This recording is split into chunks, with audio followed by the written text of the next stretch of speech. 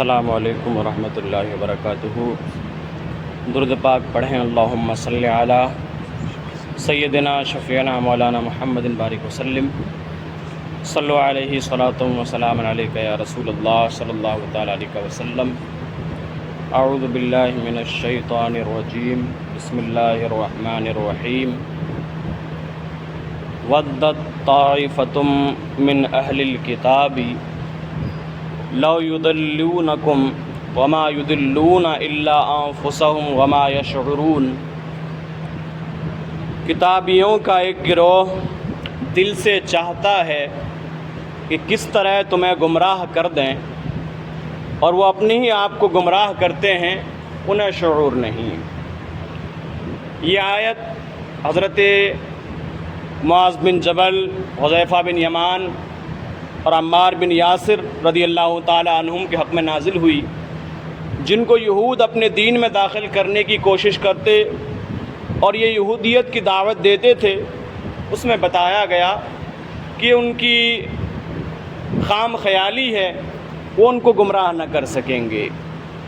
کتابیوں کا ایک گروہ دل سے چاہتا ہے کہ کسی طرح تمہیں گمراہ کر دیں، اور وہ اپنے ہی آپ کو گمراہ کرتے ہیں اور انہیں شعور نہیں۔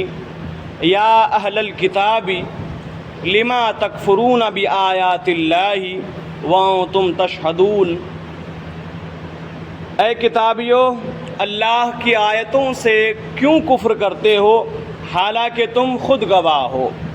تمہاری کتابوں میں سید عالم صلی اللہ علیہ وسلم کے نعت و صفات موجود ہے، اور تم جانتے ہو کہ نبی برحق ہے اور ان کا دین سچا ہے۔ یا اہل الکتاب لما تلبسون الحق بالباطل وتکتمون الحق وانتم تعلمون۔ اے کتابیو، حق میں باطل کو کیوں ملاتے ہو اور حق کیوں چھپاتے ہو حالانکہ تمہیں خبر ہے؟ یعنی توریت اور انجیل میں جو آقا کائنات صلی اللہ علیہ وسلم کے صفات اور جو ان کی نشانیاں موجود ہیں، ان کو بدل کر کے، تبدیل کر کے ان ساری چیزوں کو تم بدلتے ہو، تو تم یقیناً حق کو چھپا رہے ہو۔ تو تم ایسا کیوں کر رہے ہو؟ یقیناً تمہیں نبی آخر الزمان صلی اللہ علیہ وسلم پر ایمان لانا چاہیے تھا۔ وقالت طائفۃ من اہل الکتاب آمنوا بالذی انزل علی الذین آمنوا وجہ النار وَاکْفُرُوا آخِرَهُ لَعَلَّهُمْ يَرْجِعُونَ۔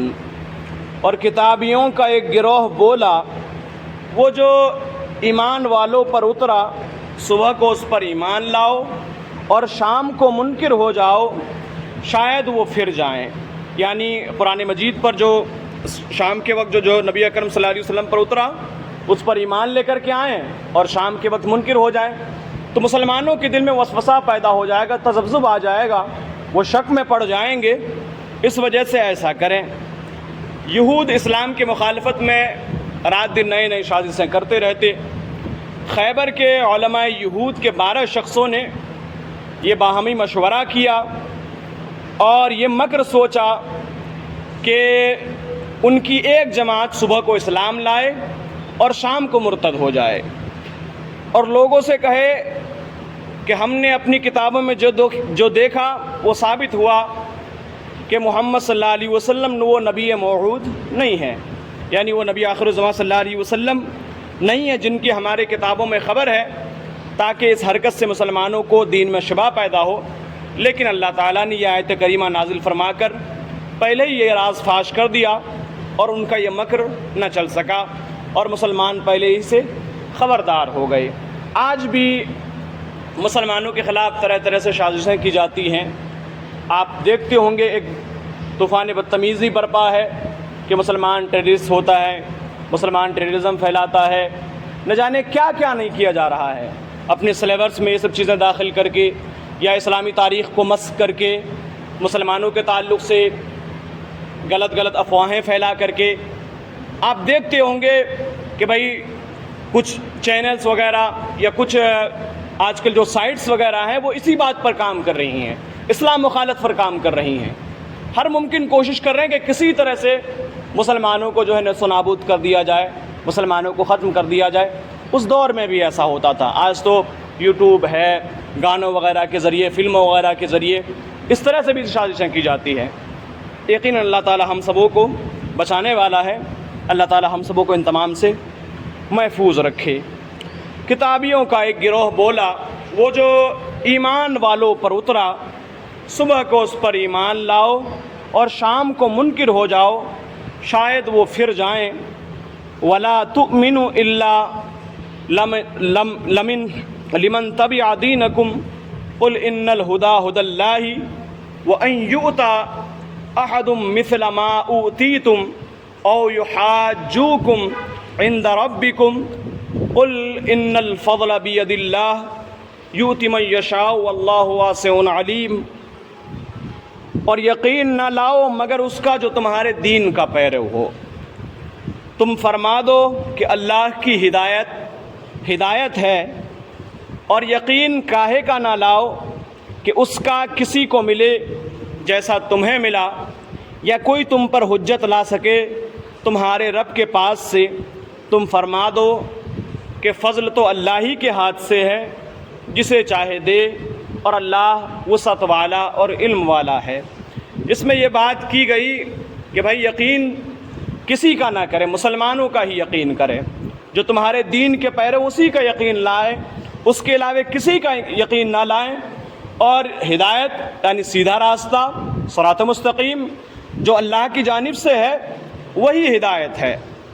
اور یقین کاہے کا نہ لاؤ، یعنی کسی کا بھی یقین نہ لاؤ اس کا کہ کسی کو ملے جیسا تمہیں ملا۔ یعنی نبی آخر الزمان صلی اللہ علیہ وسلم کی امت میں پیدا ہوئے، آپ کو ایمان نصیب ہوا اور اتنی سارے نعمتوں سے تمہیں نوازا گیا، تو اسی چیز کے بارے میں یا کوئی تم پر حجت لا سکے تمہارے رب کے پاس سے، تم کہہ دو یا تم فرما دو کہ فضل تو اللہ ہی کے ہاتھ ہے، جسے چاہے دے، اور اللہ وسعت والا علم والا ہے۔ یعنی فضل جو ہے، یعنی ہمیں ایمان جو ملا ہے یا اور نعمتیں ملی ہیں، یہ سارا فضل جو ہے اللہ کی جانب سے، اللہ تعالیٰ جسے چاہے دے اور جسے چاہے اس سے محروم رکھے۔ یختص برحمتہ من یشاء واللہ ذو الفضل العظیم، اپنی رحمت سے خاص کرتا ہے جسے چاہے، اور اللہ بڑے فضل والا۔ ومن اہل الکتاب من ان تأمنہ بقنطار یؤدیہ الیک ومنہم من ان تأمنہ بدینار